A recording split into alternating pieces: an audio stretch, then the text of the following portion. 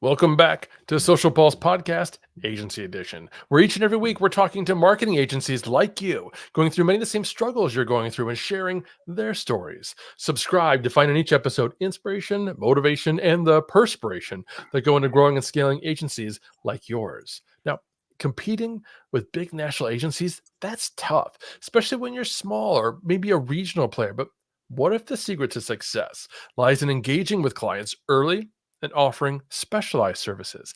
That's exactly what our guests today have mastered. Joining us are Bob Case and Tim Trull from LAVIDGE, an agency that's made waves by turning small beginnings into big wins. Bob, the chief creative officer and co-president, has been with LAVIDGE since 2000 and was named the first creative director of the year by the Phoenix Ad Club. Tim, the chief strategy officer, brings over 30 years of experience to the table, crafting strategic plans that have propelled agency clients to national prominence. Today, Bob and Tim will share how early engagement and specialization have become their competitive edge. They'll dive into their strategies, success stories, and the lessons they've learned along the way. If you're running a smaller agency and wondering how to stand out against the big guys, this episode is for you. Hey, Bob and Tim, welcome to the show. Hey, Hi, Mike. Mike. Thanks for having us. 30 years in the business. We started as child prodigies, as you know. Is that what this is? Yeah, that's right. That's right.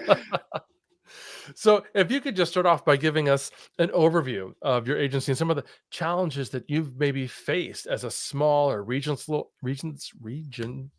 gosh, as a small or regional agency competing with larger national agencies. Yeah, sure. Happy to do that. So, LAVIDGE is an integrated marketing and communications agency. We're located in Phoenix, and we've been here for probably about 40 years, a little over 40 years now. So we've got some really good longevity in the market. We've got about 70 people that work for us, and in Arizona terms, that's a large agency. In national terms, that's not so large agency.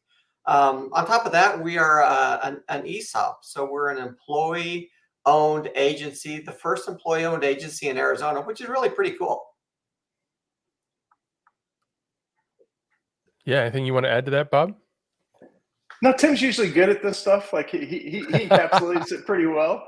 Um, the agency itself, we have represented everything from pro sports teams to universities within the state of Arizona. We have had some national clients as well. So, when we talk about the challenges of being a smaller firm in a kind of an outlier market, we've faced a lot of these things where you're trying to be relevant in conversations that just aren't normally where we sit. Well, talk to me about those. What are some of those specific challenges, or what does that look like not being a part of that conversation? So, we've done work with national clients like Massage Envy. We've been one of the regional agencies for McDonald's in the past.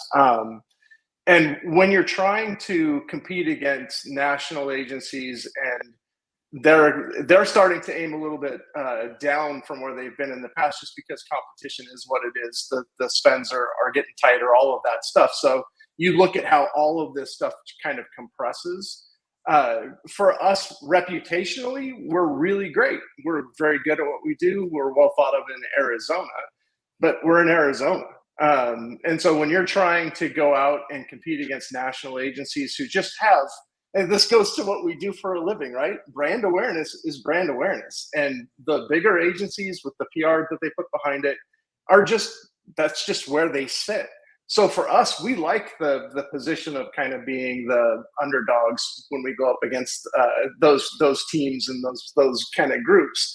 And so that's the challenge, right? That's the rub of this stuff. That's where this stuff, it gets hard, is how do you differentiate? How do you bring value? How do you get so that when you're in the room and you're competing against those guys, what can you do to put yourself forward?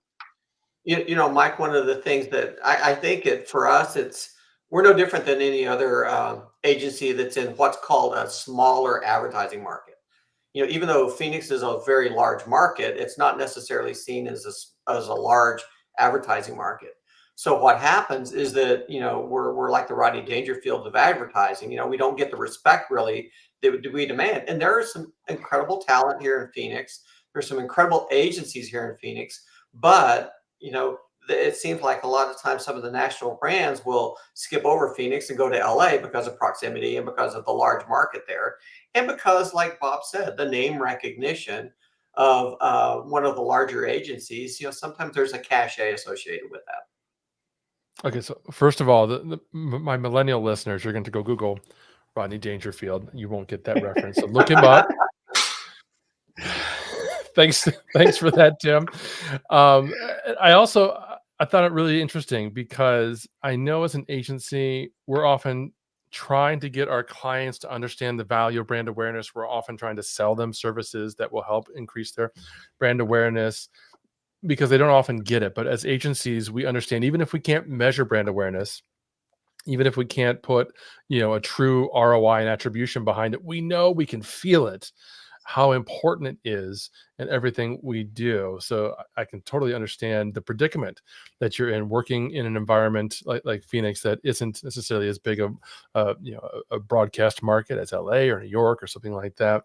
So I'm wondering how important early engagement is. We kind of touched on that for a brief moment in the introduction. I'm kind of wondering how that happens and how that occurs with your clients, how that impacts your strategy, and what that process looks like for your agency.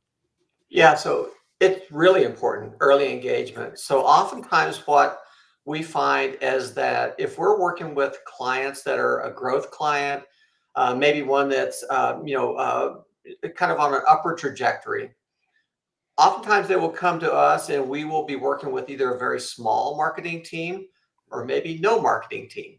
And we'll have really direct access to a C-suite. So that early engagement is important for number one, to build a relationship with the C-suite, because as they grow, then all of a sudden that relationship is already there.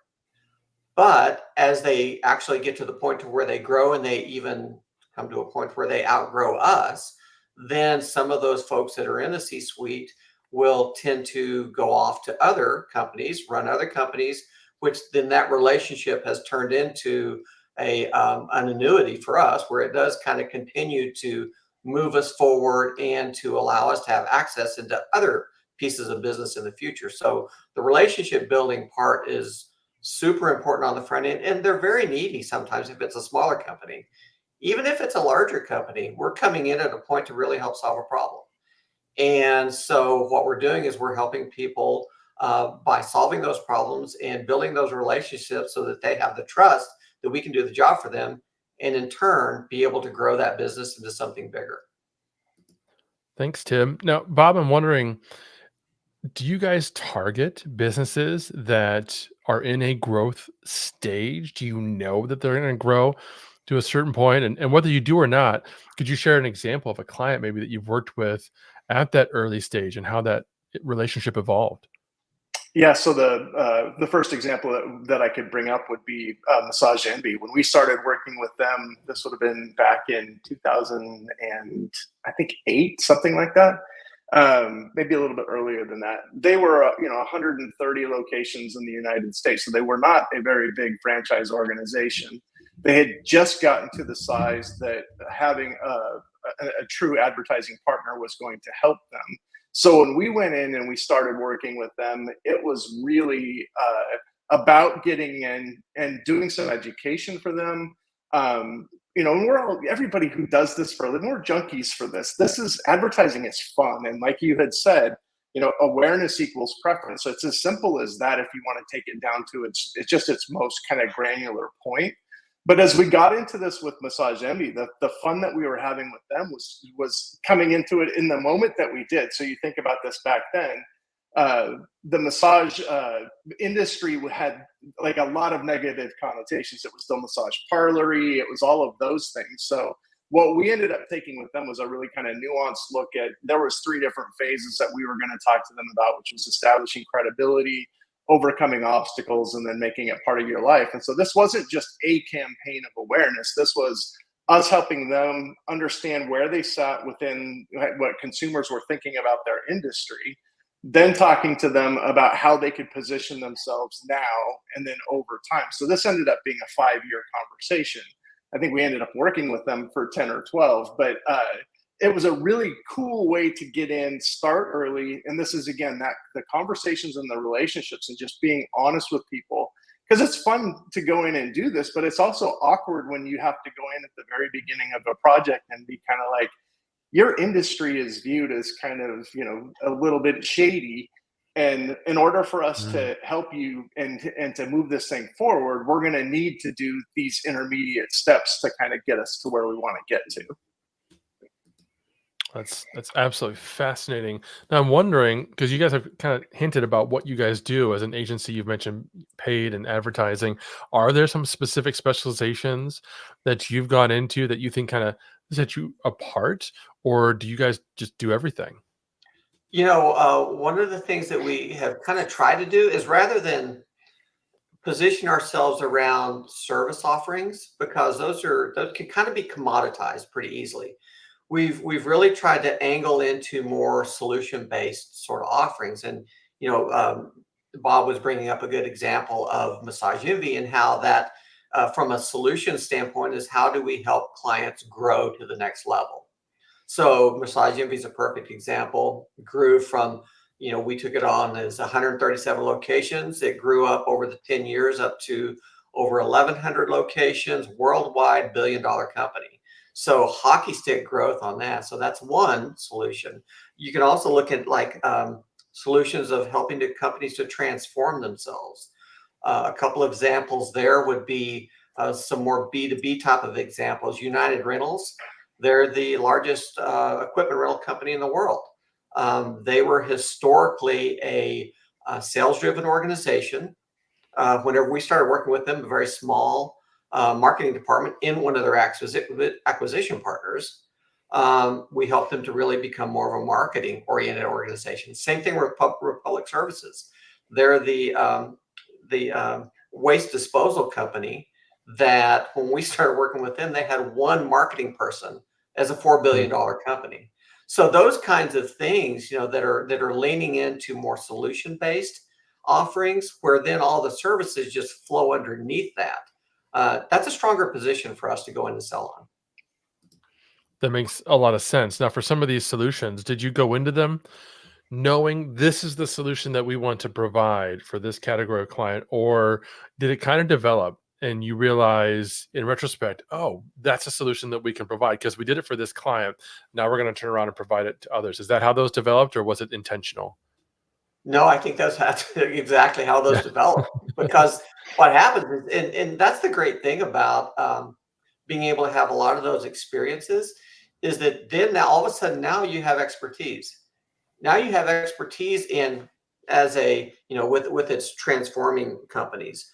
United Rentals, we had the expertise of being able to transform them to sales driven versus marketing oriented.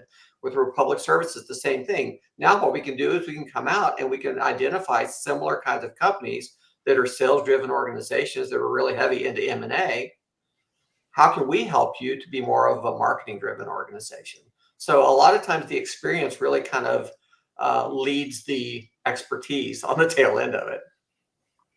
And a tangent off Two. of that would kind of go into the relationships that you develop while you're doing it. So Massage Envy as the example, they had 2 or 3 different CEOs. We saw them through at least 4 or 5 different purchases. And as people would leave, so we had a couple of CEOs that were there that had moved on to other companies, and they would bring us with. And so what you wind up with is, by proving that you can do this thing and do this thing well, as these, we always call everybody's a LAVIDGE alumni if they ever leave wherever they are. They'll end up pulling us through. So that becomes a really good new business strategy as well.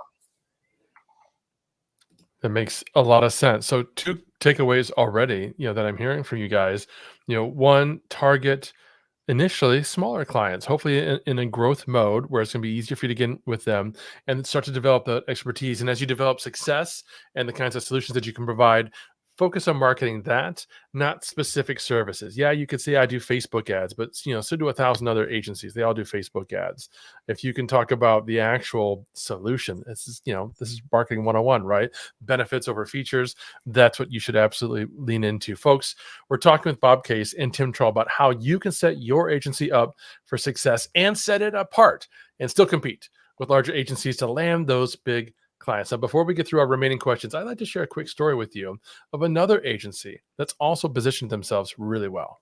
One, I love social media. I love what we do. I love one of my sayings is that I feel like we're changing the world one post at a time.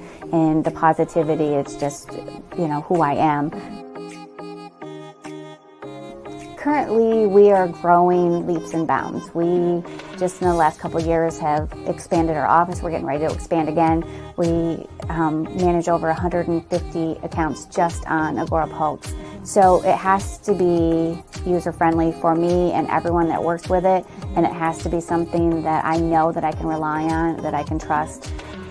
Like I said, and the biggest feature that we have is just the dashboard, that it is so easy to use and that anybody can use it. And actually, one of the reasons why I switched from the company that I had used before was that the lack thereof of customer service.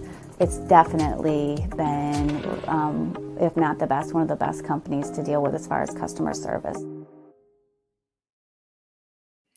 So we're targeting initially smaller brands, emerging brands, right? We're trying to help them get into a growth mode with our solutions. How do you position your agency so that you can not only ensure that long-term growth, but you ensure the retention of that client? Because it all goes to naught if they turn around and leave you for one of those larger agencies. How do you figure that out? So just one thing off of the targeting the smaller, that's one aspect of it.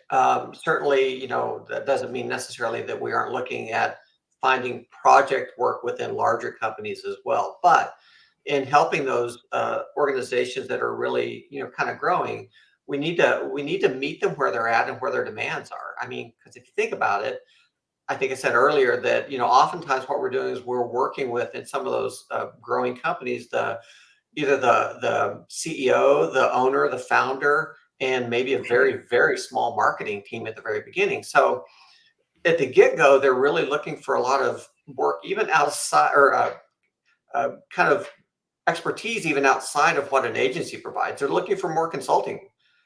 They want you to help them to kind of navigate the waters of how do they grow? How do they hire in a marketing department? How do they even plan a media plan?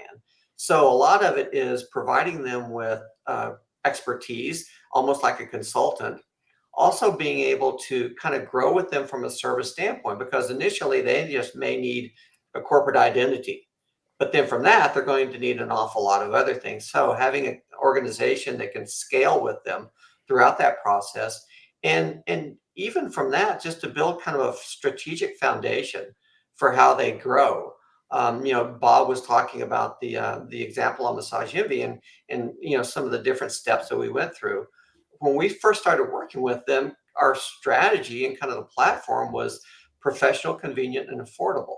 And so that's really what we based everything on, is that you can come in and it wasn't like the seedy organizations that that the seedy massage parlors of the past. This is professional. Convenient means that they've got multiple locations, and affordable means that it also wasn't the expensive resort massage that you would get. So I think that there's part of the thing is that there's a lot of need for some of these organizations that are in growth mode. So you need to meet them where they're at and be able to grow with them over time. I'm kind of recognizing in what you're saying this fact that we need to be self-aware of who we are as an organization, who we can best serve. At Agorapulse, a great example is we don't necessarily cater to enterprise clients because we recognize they're used to having an entire team of specialists dedicated to providing their complete, entire, and 24/7 SaaS experience. We just don't have that. We don't hire that kind of people, so we don't try to sell to enterprise most of the time. That's not to say that we wouldn't obviously talk to an enterprise client who came in the door and said, "Hey, we're kind of interested in trying out Agorapulse." Absolutely, we'd have that conversation. But I think 9 times out of 10, we'd find that we don't meet their needs. We're positioned more for mid market. I don't know if that resonates with you, what I just said, but I'm wondering, Bob, if you could share what role you think self awareness might play in your approach to building and maintaining client relationships. Absolutely. I feel like you have to know your truth. You have to know who you are and why you exist. And when you have to try and go in and reinvent yourself to be something that you're not, you're asking a client to pay for you to do that in the meantime, and that's just not that's not efficient. As we've been looking at the industry itself and where things are going, we're truly finding that our value is in trying to be at the strategic end of this business and to be as smart as we can be. So we're doing everything that we can just to understand consumer behavior, what they're looking for, so that when we pull that in and we apply that to your business, that we're speaking for this audience that we know well, and now we know that we can be effective in the work that we're doing for you. I think agencies for a long time, especially smaller agencies, have crossed so far over into the marketing side of it and just creating tools, that waiting for those assignments and doing those was something that was profitable and could play out. But with the advent of automation, where AI is going, a lot of these other things, a lot of that stuff is going to start to fall back off. A lot of that's being pulled back in house. So again, self-aware, know where your strengths are, know what you're good at. If our thing is going to be, we're really good at the thinking piece of this, then that's where we're going to go, and we're going to get smarter and better. Now, I know a lot of the agencies that are listening, they've had two major factors working against them in recent years. First, there was the pandemic, and then a year and a half later, we were in basically a recession mode. So a lot of businesses were cutting marketing budgets, which meant a lot of agencies were churning those clients. And then the other issue that I think faces a lot of smaller agencies in particular, which kind of I think parallels exactly with the comment you were just making, Bob. If I'm just starting my agency, I'm typically going to accept whatever work I could possibly find. If it's even remotely in my skill set, I'm going to say, yes, I can do that job. And I'm going to give you a low ball budget project bid to get that work because I need the income. And I completely understand that. But that often leads to increased churn, right? Where you've got clients where they weren't really a good fit from the beginning. You just accepted it for the paycheck. So I'm wondering, I know you guys have probably never lost a client in your entire career as Nope. an agency owner, right? No, never happened. But how do you handle those kinds of situations, right? Particularly when we're talking about clients where maybe you were with them early on, you developed those relationships, you were working directly with the C-suite from day zero, and they decide they want to go on to a larger agency or maybe an in-house team. I don't know if there's a specific experience you could share, but I'm just kind of wondering how that's been dealt with from your Yeah, perspective. I think, and part of that is to, if you've got a good relationship with your clients, then hopefully you're having those honest conversations in advance, and you've established kind of that trust that you can talk about that, and it's not coming at you as a surprise. That there's good reason why they would be moving on for whatever reason that is. So I think that as long as you have that, that's a good that's a really good starting point. An example of one that comes to mind for me that actually didn't fully go away, but they went out to a larger agency is United Rentals, and I'd mentioned them. They're a largest equipment rental company in the world. And when we first started working with United Rentals, we actually worked with a company that they acquired. It was RSC Equipment Rentals, and we had a great relationship with the marketing team there. United came in, acquired them. That's typically the kiss of death for the agency. Hmm. Fortunately, we went in, pitched the business, and got the entire piece of business. As United Rentals continued to grow, continued to be more marketing savvy, continued to kind of elevate their gaze, they actually came in with a new CMO. That new CMO, which again is the second kiss of death for the agency, came in and said, you know what, I want to get a large national agency on board to be able to do our campaign work. So they went out and hired Droga 5 out of New York. We were actually in the pitch. It was us, Droga 5, and I think Mullen. So, Mm. which one of these is not like the other ones? Right. And that was us, the smaller Phoenix agency. So, but the good news about that is even though Droga won that business for the campaign, the good news is that we continue on with a great relationship with the client, and we continue to do the kind of project work that they didn't want to lose the knowledge base that we had with them, or that expertise that we already had built up with them, or with the relationships we still have with them internally. They didn't want to lose that. And so we still continue on with work while some of the other agencies may be doing some of the big campaign work, which we would love to be doing more of that. But you know what? We've, again, the self-awareness, we know what our place is. We know where we fit well with them. But yeah, it happens. You know the way it is, Mike. It's that's the business. That As is a a creative, that terrific would story. just as a creative, that stuff burns you because you know you can Yeah. do the work, but reputationally, it's Droga. I mean, that's for the CMO. You know, you look at some of this stuff too, and you just have to set your pride aside. Is it's risk management. This is a CMO of a $4 billion company coming in, and he has to be successful. He has to get what he has to get. He has to present in front of that board.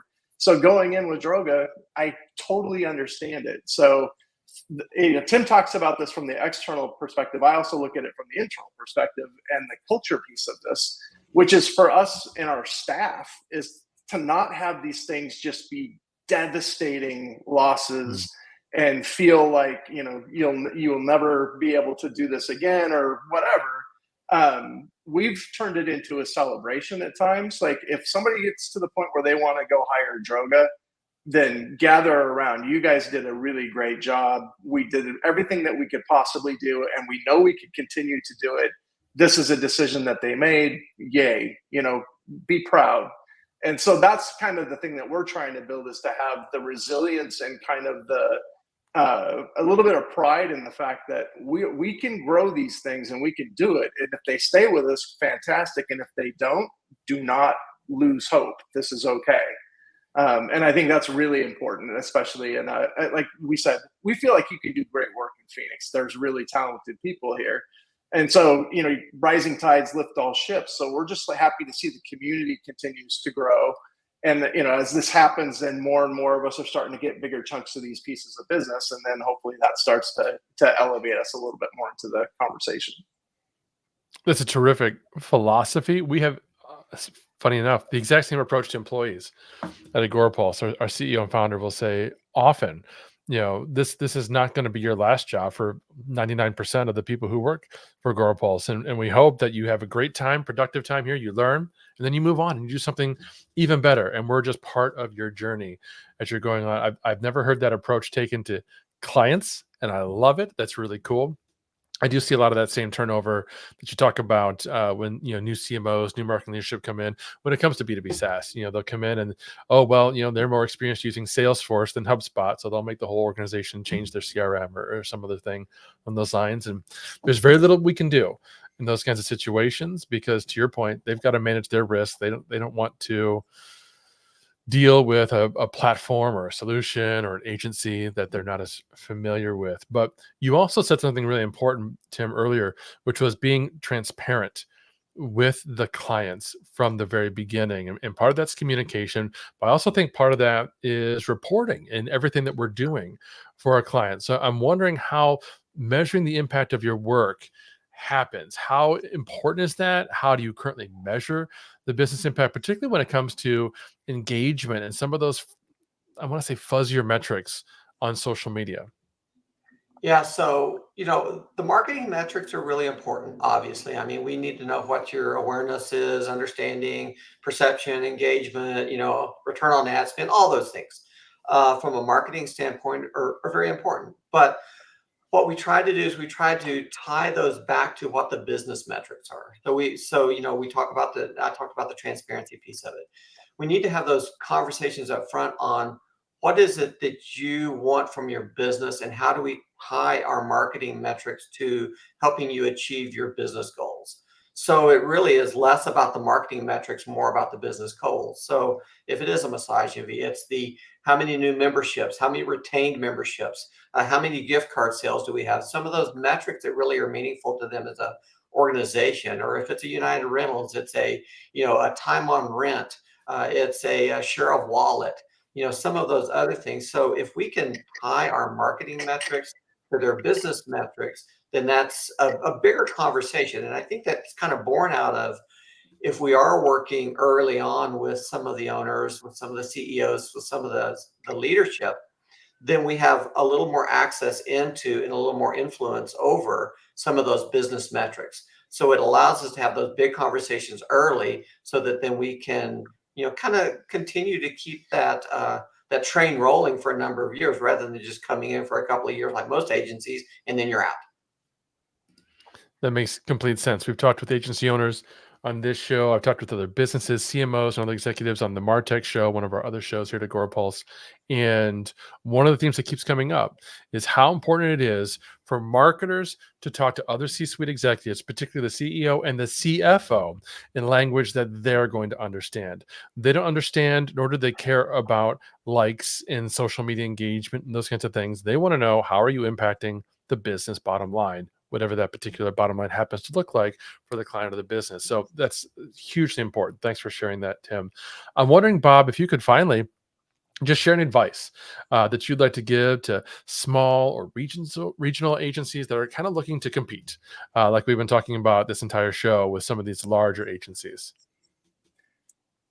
So I think the thing would be it goes back to be true to yourself, and that's to figure out the work that you're good at doing, the work that brings you the greatest happiness internally, and also serves the business. Like I've been around long enough that, as much fun as I have being a creative and just wanting to throw everything else out the window, we're responsible as a company. We're extremely well financially run. So kind of keeping that balance and not forgetting that, like, if your goal is to be around for 20, 30, 40 years, the business has to survive. So it's finding the mix between creative and business and making sure that you're doing that well, looking at your client mix and saying, okay, what value are we bringing? And can we feel good that when we receive the check from the client, that we've done our job?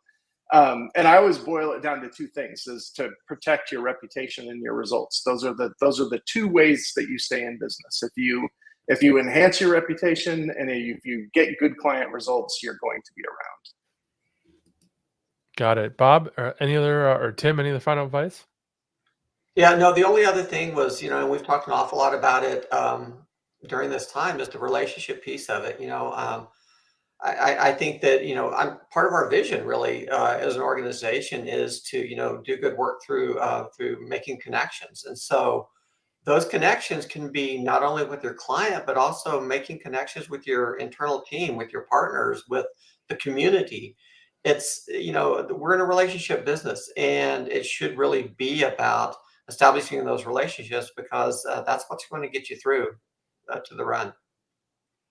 I could not agree more. One of my other shows, Partnership Unpacked, the whole show is about building relationships. They're the key to everything. Guys, this has been terrific. For folks who want to connect and learn more, where can they go to connect with you? Tim, I'll let you go first. You can send me an email at ttrull@lavage.com, or you could go to lavage.com and learn more about all the things that we do. Terrific. And Bob? It'd be the same thing, except for don't email Tim, email me, ibbcase@lavage.com, or find me on either LinkedIn or Instagram. Terrific. Thanks, guys. I appreciate you, and I appreciate everybody listening. We'll have all the links to Bob and Tim's profiles and LAVIDGE's agency and everything else we talked about in the show notes. That's all the time we've got for today, but don't forget to find Social Pulse Podcast Agency Edition on Apple and leave us a review. We'd love to know what you think. Until next time. Thank you for listening to another episode of Social Pulse Podcast Agency Edition, hosted by Mike Alton and powered by Agora Pulse, the #1 rated social media management solution, which you can learn more about at agorapulse.com. If you enjoyed this episode, please subscribe on your favorite podcast player and be sure to leave us a review. Your feedback is important to us.